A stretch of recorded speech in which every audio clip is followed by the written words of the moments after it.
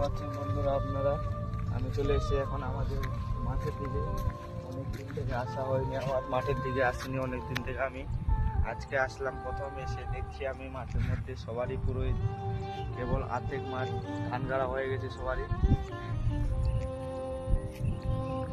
যখন দেখতেই পাচ্ছেন আপনারা, মানে আর্ধেক মাঠ কমপ্লিট হয়ে গেছে, এই সাইডটা পুরো সাইড কমপ্লিট হয়ে গেছে। এখন দক্ষিণ সাইডটা আছে, অনেক ধান গাড়তে আছে এখনো প্রায় শেষের দিকে। মানে ওই দিনটা মাঠে আসা হবে, তাই জন্য আজকে দেখছি আমি মাঠে এসে তো কীভাবে গাড়ানো হয়েছে, সেই সুন্দর গাড়ানো হয়েছে যে ব্যাপক লাগছে। আর কিছুদিনের মধ্যে আমাদের বটতলি মাঠের মানে প্রায় ধান গাড়া কমপ্লিট হয়ে যাবে, মানে সবগুলো হয়ে গেছে কমপ্লিট।